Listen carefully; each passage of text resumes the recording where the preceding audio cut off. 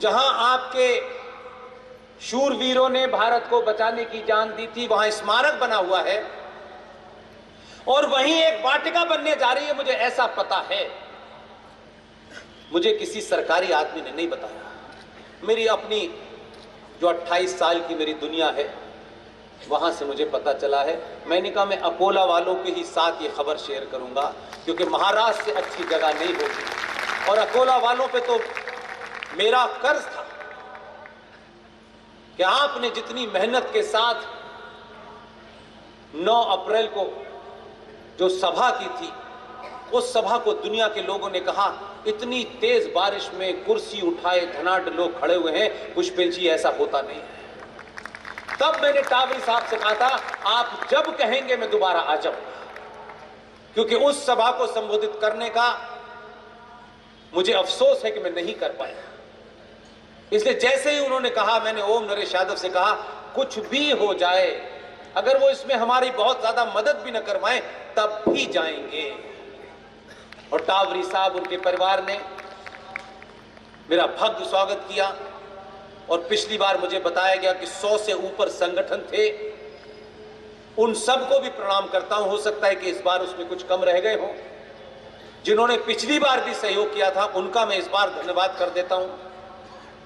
उस अमृत वाटिका में India gate पे जो बनने जा रही है, और मुझे पूरी उम्मीद है कि अगले 2 महीने में बन जाएगी, क्योंकि उसको पता नहीं ना कल क्या होगा, किसने देखा है। उसमें देश के 75 स्वतंत्रता सेनानियों के स्टैचू लगेंगे।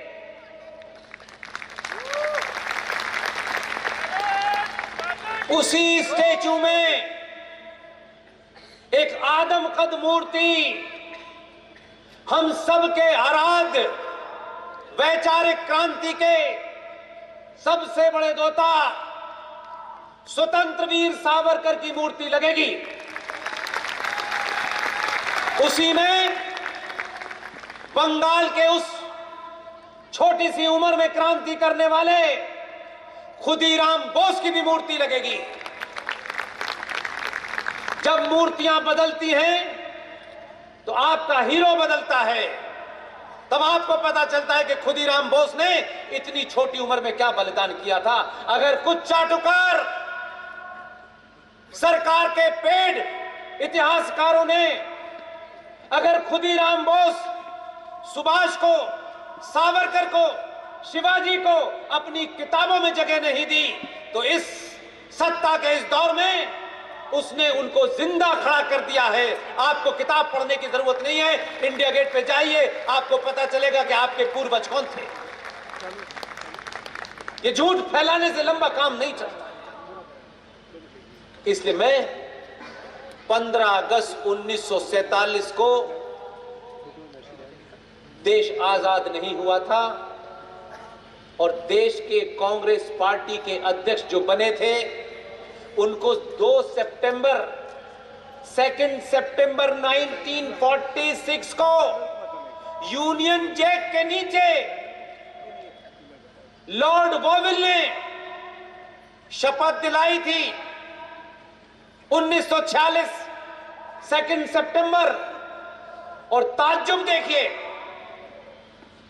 जो ब्रिटिश इंडिया का आखिरी गवर्नर जनरल था, यानी viceroy, the last viceroy of British India, Lord Louis Mountbatten, 15 अगस्त 1947 को, जिसे आपसे कहा गया आजाद, अगर हम थोड़ी देर के लिए मान भी लें कि 47 में आप आजाद हुए थे, 47 में 15 अगस्त 1947 को जिसके वंशजों ने हमारे ऊपर राज किया, जिस लॉर्ड माउंटबेटन ने हमारे ऊपर राज किया, 15 अगस्त 1947 को इस तथाकथित आजाद भारत का पहला गवर्नर जनरल बना।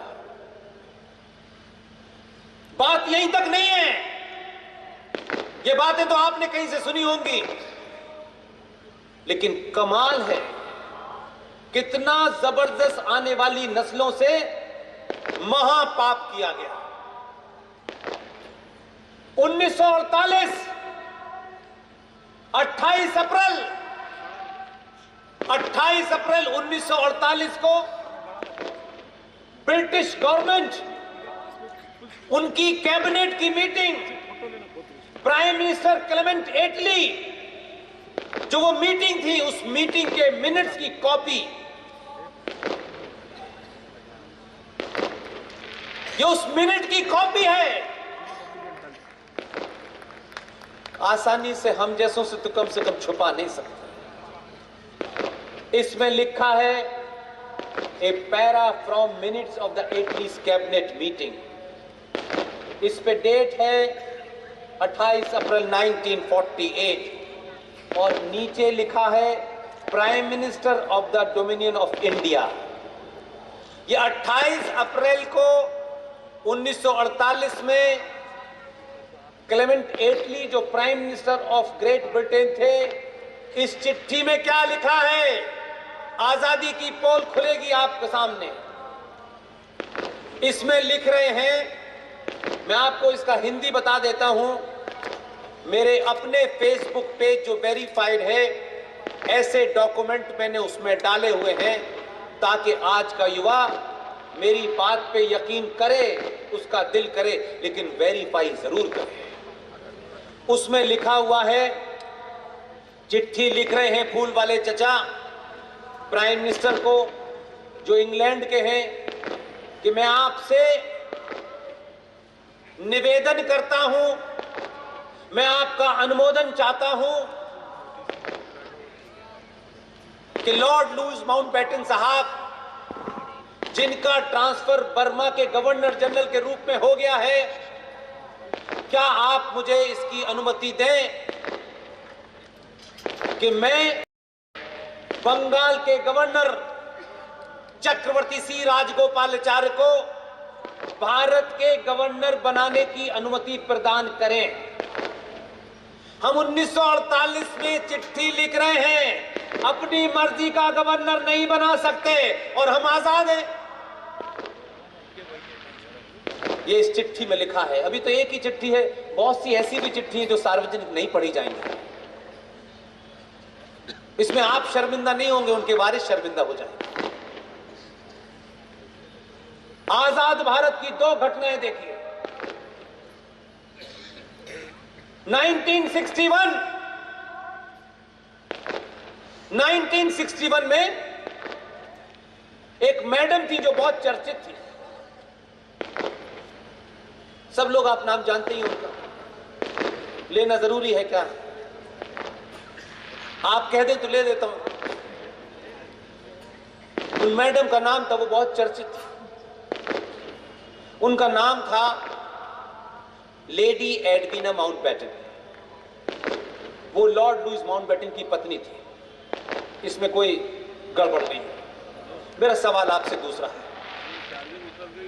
जो आदमी नेहरू जी के सेक्रेटरी रहे, इंदिरा गांधी की सरकार में मंत्री रहे, पाकिस्तान में भारत के हाई कमिश्नर रहे, वो जीवित हैं। उन्होंने अपनी किताब लिखी है, कांग्रेस में लंबे समय तक रहे। लेकिन मैं फिर कह रहा हूं, राजनीति में रहते रहते किसी आदमी के बारे में विचार पार्टी की बुनियादों पर आप बना सकते हैं कि ये ऐसा आदमी, बना सकते हैं, क्योंकि आप राजनीति में नहीं हैं। जब आप राजनीति में जाएंगे तो आपको भी वही करना पड़ेगा। लेकिन जब आदमी उस पार्टी में भी रहे, उस राजनीति में भी रहे, और अपने जाने से पहले आने वाली नस्लों को सच पता के जाए, तब हमें उसको जरूर सल्यूट करना चाहिए, चाहे वो किसी पार्टी का हो। ये घटना उन्होंने लिखी है, जीवित है, मेरे बड़े नजदीकी थे अपने उस दौर में जब वो पाकिस्तान से लौट के आए थे। बहुत ही बेहतरीन इंसान है, राजस्थान के रहने वाले हैं। उन्होंने अपनी किताब में लिखा है, और यही डर के कारण जब वो किताब लिख रहे थे, ये घटना अखबारों में आई थी, शायद आप में से बहुत लोग भूल गए होंगे। जिस दिन उन्होंने घोषणा की कि मैं किताब लिख रहा हूं, 72 वाली चली गई उनके घर पे। उन्होंने कहा, आप क्यों आई है मुझे पता है, लेकिन आप उम्र के इस मोड़ पर मैं अपने जाने से पहले सच लिखना चाहता हूं, इसलिए मैं आपसे करबद्ध प्रार्थना करता हूं, आप मेरे घर आई हैं, मैं चाय पिला सकता हूं, लेकिन जिस बात से आपको लगता है कि वो मैं नहीं लिखूंगा, वो मैं जरूर लिखूंगा। ऐसे भी लोग थे, हैं, जीवित है, बुजुर्ग हो गए। उन्होंने अपनी किताब में लिखा कि 1961 में लेडी एडविना माउंटबैटन इंडोनेशिया में किसी टापू पर छुट्टियां मना रही थी। उनको हार्ट फेल हुआ, उनका निधन हो गया। एडविना माउंटबैटन न भारतीय संसद में, न एमपी, न एमएलए, न किसी पद पर, लेकिन निजी रिश्तों की पराकाष्ठा देखिए। खबर आई कि लेडी एडविना माउंटबैटन की डेथ हो गई है। भारत की संसद में उनके शोक प्रस्ताव को पारित किया गया और भारत की संसद 2 मिनट के लिए मौन रही। इस बात को यहीं तक फ्रीज करिए तो मैं क्यों कहना चाहता हूं, जो मुझे तकलीफ है इसलिए मैं इस बात को कहना चाहता हूं। लोगों ने सवाल उठाया कि वो संसद की सदस्य नहीं है तो उन्हें श्रद्धांजलि कैसे दी जा सकती है। जो आपके अपने भी थे, 1.5-2 की हैसियत थी उनकी, उसने भी सवाल नहीं उठाया। बात आई गई हो गई, समाप्त हो गई। 1979 I was in 9th or 10th class। उस वक्त टेलीविजन भी नहीं था। बिहार और यूपी के बॉर्डर पर एक शहर है, वहां से एक निकला आदमी और उसने इंदिरा गांधी की तानाशाही के खिलाफ पूरे देश में एक मूवमेंट खड़ा हुआ जिसे देश जेपी मूवमेंट के नाम से जानता है। जेपी बिहार और उत्तर प्रदेश के उस बॉर्डर पर रहते थे, उस गांव का नाम है सिताब दियारा, और जेपी ने पूरे देश के अंदर तानाशाही के खिलाफ एक मूवमेंट चलाया और आज जो सरकार में बहुत सारे लोग हैं उसी मूवमेंट से निकले हैं। 61 से 79 तक आपकी गिनती संसद में 10 से तो कम से कम ज्यादा थी और 2 तो परमानेंटली जीत रहे थे, उसमें से 1 जीवित है और 1 चले गए। मेरी नाराजगी है, यह सवाल पूछने का अधिकार है मुझे, सार्वजनिक मंचों से पूछने का अधिकार है। 79 में सरकार जिस मूवमेंट के द्वारा आई वो मिली जुली सरकार थी। इनके भी कुछ एमपी थे उसमें, 70-80 करके एक पार्टी बनी।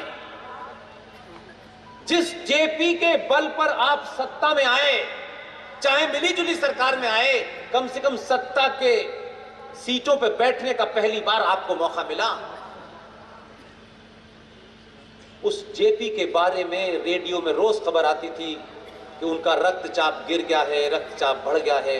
हम बच्चे थे और यूनिवर्सिटी में रहते थे तो रक्तचाप हमारी समझ में नहीं आता था किसे कहते हैं। बाद में पता चला कि उनका ब्लड प्रेशर को रक्तचाप कहते हैं। तो ये बड़ा हम सोचते थे, रोज होता, 10, 15, 20, 25 दिन तक वो बेचारे बीमार रहे। 79 में जयप्रकाश नारायण की मृत्यु हो गई। जेपी के मूवमेंट से निकले हुए लोग सत्ता में तो पहुंच गए,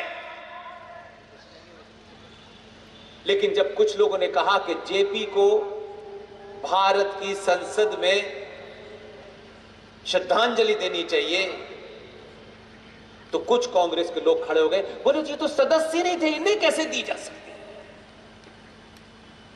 तो उन 2 लोगों को तो बोलना चाहिए था जो आज एक नहीं है और एक हैं 96 साल की उम्र में अपनी मकान की लॉन में टहल रहे हैं। उनको तो यह कहना चाहिए था कि अगर जेपी भारत का सपूत है और भारत में एक मूवमेंट उसने खड़ा किया, अगर उसकी मृत्यु हो गई है, अगर उसको भारत की संसद में इस बुनियाद पर श्रद्धांजलि नहीं दी जा सकती कि वो सदस्य नहीं था, तो एडविना माउंटबैटन कब सदस्य बनी थी ये बताओ। नहीं दी जेपी को। रिपब्लिकन आर्मी द्वारा मारे गए लॉर्ड माउंटबैटन को भारत की तरफ से सलामी देने गए थे। हम आजाद हैं, संविधान बन गया, लोकसभा की सीटें तय हो गई, बढ़ते बढ़ते 543 हो गई। हम बच्चे पढ़ रहे हैं बचपन से कि लोकसभा की कितनी सीटें हैं, 545 हैं। 543 पे चुनाव होता है तो ये 2 सीटें कौन सी हैं? सिविक्स की किताब में पढ़ाएगी कि जो 2 सीटें हैं ये रिजर्व हैं। किसके लिए? किसके लिए रिजर्व थी? हमको जनरल नॉलेज में बताया गया कि ये 2 सीटें एंग्लो इंडियन लोगों के लिए रिजर्व हैं। अब क्योंकि उस दौर में जिज्ञासा अगर होती थी, क्यूरियोसिटी होती भी थी, तो साधन नहीं थे कि भाई ये कौन है, ये किस प्रजाति के लोग हैं, तो लिख के आते थे कि 2 एंग्लो इंडियन, लिख दिया, बात खत्म हो गया। लेकिन इसी सफर में बचपन की वो बात अटकी हुई थी। इसी मुहिम में 10 साल पहले नासिक के एक प्रोग्राम ने मैंने ये बात उठाई और पूरी स्टडी करके उठाई और तब पता किया कि ये जो खूबसूरत सा नाम दिया गया है एंग्लो इंडियन, अब इसको ढूंढे तो कहीं मिलता ही क्या चीज है। तब पता चला कि जब अंग्रेज यहां से जाने लगे तो जो बड़े बड़े अफसर थे वो चले गए, जो मिडिल रैंक के अफसर थे वो बहुत सारे यहां रह गए। और उस दौर में भी बहुत सारी भारतीय महिलाओं से अंग्रेजों के संबंध हुए, बहुत सौ से लीगल शादी भी की और बहुत सौ से शादी नहीं भी की, वो वही रहे। तो जाते जाते संविधान बना है 1950 में, इसलिए याद रखिएगा 26 नवंबर 1950 को संविधान दिवस मनाया जाता है। अंग्रेजों के जाने के बाद बनाए संविधान, गलत कह रहा हूं मैं? उस संविधान में जाते जाते अंग्रेज, अगर मैं आज की आम भाषा में कहूं, भारत में रहने वाले जायज और नाजायज अंग्रेजों की संतानों को कैसे भारत के संविधान में जगह देकर के उनको लेजिटिमेट किया जाए। तो संविधान 1950 में बना, तब कहा गया कि सीटें इतनी होंगी लेकिन 2 सीटें रिजर्व रहेंगी और राष्ट्रपति एंग्लो इंडियन कम्युनिटी के 2 लोगों को नॉमिनेट करेगा। अब हमने कहा 50 साल हो गए, अब तो इन एंग्लो इंडियन की भी संतानें समाप्त हो गई। अब हमने पूछा कि भारत में जायज और नाजायज संतानों को सबको हक दे दिया है, लेकिन हजारों हजारों ऐसी हमारे यहां ट्राइब्स हैं जो भगवान राम के जमाने से हैं, उनको नहीं दिया, जिनकी गिनती 1 लाख है। लेकिन ये देश में ऐसे 2 महत्वपूर्ण लोग हैं कि इनको आप जरूर रखेंगे। बल्कि भारतीय राजनीति ने क्या किया, हर विधानसभा में बना दिया, हर विधानसभा में 2 लोगों को नॉमिनेट किया जाए। जोर जोर से चिल्लाने का फायदा यह हुआ, 10 साल पहले चिल्लाए, 4 साल पहले संसद के अंदर जब लॉ मिनिस्टर खड़ा हुआ तो आधे लोगों ने फोन करा, पुष्पेंद्र आपको क्या नाराजगी है भाई? तो उसी अंदाज में हमने बात रखी और भारत का लॉ मिनिस्टर, ये बात मैं फिर कह रहा हूं, इसको टिकट नहीं मिली, उसको टिकट नहीं मिली, इसलिए हम हरा देंगे। मैं आपके सामने जिंदा खड़ा हूं, यहां खड़े होकर के भी संसद में पहुंचने से ज्यादा ताकत है। नासिक में यह बात 10 साल पहले कही, हर मीटिंग में उसको छूता जरूर था ताकि जिंदा रहे। आज नहीं तो कल, कल नहीं तो परसों, हमारा निजी उसमें न कल कुछ था न आज कुछ है। एक दिन 3-4 साल पहले देश का कानून मंत्री पार्लियामेंट में खड़े होकर के कहता है कि आज से संविधान में धारा 333 333 जिसके तहत एंग्लो इंडियन कम्युनिटी के 2 लोगों को लोकसभा में और विधानसभाओं में रिजर्वेशन किया जाता है। हम इस बुनियाद पर कि जब हमने सेंसस किया, जनसंख्या की, जब मर्दमशुमारी की पूरे देश में, तो हमको पता चला कि एंग्लो इंडियन कम्युनिटी की कुल संख्या 262 है। इसलिए आज से धारा 333 समाप्त की जाती है और ये 2 लोगों की सीट समाप्त होती है। आता है मजा यहां खड़े होकर कहने से? यहां खड़े हुए जिन लोगों का जो काम है उन्हें करने दीजिए। हो सकता है कि जो बात मुझे सुन रहे हो मैं कल वहां न पहुंच जाऊं तो आप मुझे नहीं सुनेंगे, क्योंकि मैं ये भाषा नहीं बोलूंगा। फिर मैं कहूंगा जी जी जी जी जी, यही करता रहूंगा शाम तक। जी जी करने से अच्छा है चिल्ला चिल्ला के मरो, करोड़ों लोगों को सच बता दो, जिनको मिल गया है वही क्या कर लेंगे। अगर आज के दिन अगर आप सच्चे सनातनी हिंदू हैं, आपका सरनेम क्या है इसकी चिंता मत कीजिएगा। मैं बता रहा हूं कि जो मैंने अपनी आंखों के सामने होते हुए देखा है, जिस इतिहास का मैं प्रत्यक्ष गवाह हूं, उसे देखने में और उसे आपके लोगों के सामने रखने में कितना मजा आता है कि यह अंदाजा नहीं होता कि कितने घंटे हो गए। एक ही योद्धा को याद रखिएगा, वो इस धरती पे अब नहीं है। बड़े सारे चाटुकार दलाल क्लेम करते घूम रहे हैं दुकान चलाने के लिए। अपना रोल समय पे प्ले करिए। उसने अपना काम किया, आपसे कुछ नहीं मांगा, रोया नहीं, आगे की जगह नहीं बैठा। नाम जानते हैं उसका क्या है? याद कीजिएगा उसको, श्रद्धांजलि दीजिएगा उसको और उस जैसा 1% बनने की कोशिश कीजिएगा। उस आदमी का नाम है अलीगढ़ शहर की तहसील मंडौली का रहने वाला, अतरौली का रहने वाला। उसका नाम है कल्याण सिंह।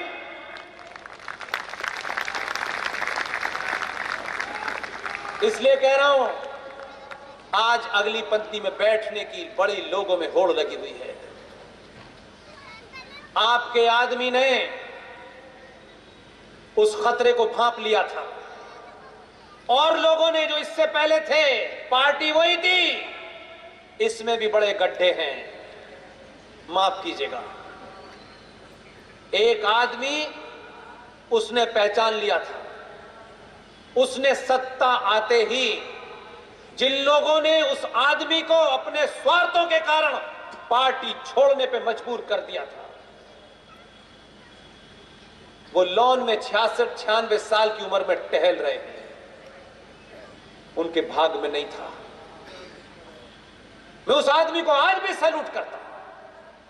मुझे खुशी है कि सत्ता के शीर्ष पे बैठने वाले 2 लोगों में से एक को लग गया कि अगर इसको हमने कोई संवैधानिक पद नहीं दिया तो सत्ताएं इसको समाप्त कर देंगी, जेलों के कोर्ट के चक्कर कटवाएंगी, और जब यह कोर्ट में जाएगा तो आने वाली नस्लें कल्याण सिंह नहीं बनेंगी। बिना देर किए हुए, संवैधानिक मर्यादाओं का ध्यान रखते हुए, किसी का उल्लंघन ना हो यह ध्यान रखते हुए कि कल्याण सिंह को ऐसे पद पे बिठाओ कि जब तक ये जीवित रहें इस पद पे रहें, क्योंकि इस पद पे रहते हुए इन पे मुकदमा नहीं चलता। इसलिए उसने उनको गवर्नर बना करके राजस्थान में बिठा के रखा। लोगों ने उसे अपनी पार्टी से निकाल दिया था क्योंकि वो बड़े बयानवीर थे, उनको अपने नाम पे बड़ा गर्व था। ये कौन होता है? ये छोटी कास्ट का लोधा है, इसको हम क्या जाने। उसको मजबूर कर दिया पार्टी से जाने से, जो आपका शूरवीर था। आप लोग टेलीविजन के जमाने के हैं, देखें, प्रेरणा लें। जब राष्ट्र और अपने बीच में कोई स्वार्थ आ जाए तो राष्ट्र को चुनना, यह कल्याण सिंह ने साबित किया। कल्याण सिंह को ये कहा,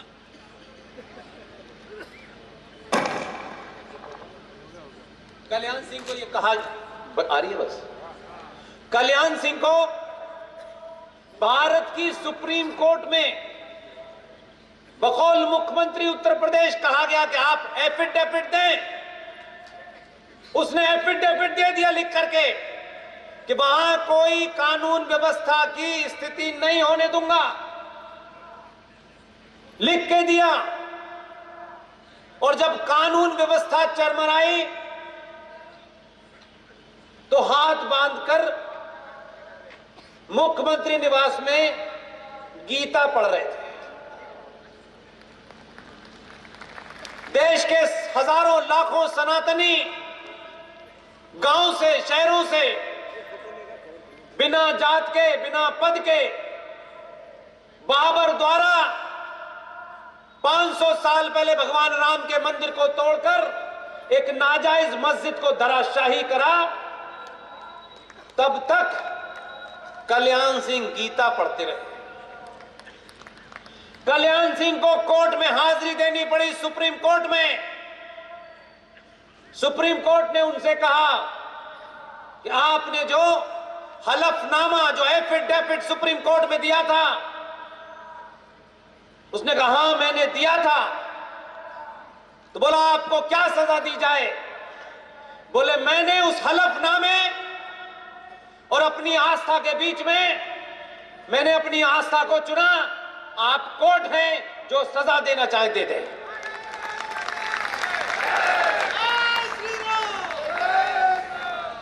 कल्याण सिंह इस बात पे नहीं शर्माए कि मैंने हलफनामा दे दिया है, मेरी सरकार गिर जाएगी, मुझे जेल हो जाएगी। उन्होंने कहा आपके ऊपर है। उसने कहा कोर्ट में खड़े रहना होगा। उसने कहा आप जितनी देर कहेंगे मैं खड़ा रहूंगा। और आने वाले समय कोर्ट में बोला उसने, यही बहादुरी होती है। अगर मुझे फिर मौका मिला तो फिर मैं दोबारा यही करूंगा। कोर्ट में उनको खड़ा रखा। कल्याण सिंह ने कोर्ट के आदेश के तहत कोर्ट में खड़े होकर के सजा और राष्ट्र के बीच में राष्ट्र को चुना। और इस बात की चिंता नहीं की कि मेरे दामन पे दाग लग जाएगा, मेरा पॉलिटिकल कैरियर समाप्त हो जाएगा। चिंता नहीं की। आज जहां राम मंदिर बन रहा है, संवैधानिक पद पे बैठ करके हमारे यहां तो छोटा सा टुचपूंजिया नेता जरा सा एमएलए एमपी बन जाता है, खुदा हो जाता है,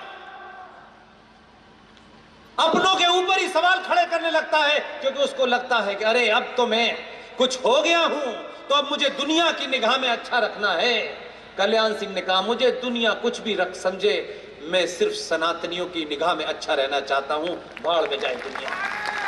आज वहां 22 जनवरी को जिस जगह ये पूजा हो रही है, मुझे खबर है उनके परिवार का कोई आदमी वहां होगा। और आपने थोड़ा ही सा बदलाव किया, और आप बदले तो दिल्ली नहीं बदली, समाज बदला तो उत्तर प्रदेश में भी कोई नया आया। उसके आप इंटरव्यू नहीं देखते, इसीलिए मैं कह रहा हूं तैमूर की अम्मी का इंटरव्यू देखना बंद कीजिए। लीप पोत कर खड़ी हो जाएंगी, मैरिन ड्राइव पे चल रही हो, बारिश हो, बच्चा नहीं पहचानेगा अम्मी कहां गई। अपना हीरो कौन है उसको बनाइए। आप अपने आदर्शों को बदलिए। अपने अंदर जो थोड़ी बहुत लालच है, तथाकथित लालच है, मैं फिर कह रहा हूं, इस सभा में जो मां बहन बेटी बैठी हुई है, आपके भाग्य में जो है वो आपके सामने सज के आएगा, और जिनके भाग्य में नहीं है वो हृदय सम्राट होने के बावजूद भी उच्च पद तक नहीं पहुंच पाए, नहीं पहुंच पाए। कोई सोच भी नहीं सकता था कि एक साधारण सा कार्यकर्ता जो भारतीय जनता पार्टी के ऑफिस में कुर्सियां लगा करके पत्रकारों को बुलाता था, आज पूरी दुनिया उसके लिए कुर्सियां लगा रही है। न कोई ये पूछ रहा तेरी जाति क्या है, तू ब्राह्मण है कि नहीं है। जो काम कर रहा है वो ब्राह्मण कुल का काम कर रहा है। हमारे भारत में अनादिकाल से भारत कर्म प्रधान रहा है, जाति प्रधान नहीं रहा।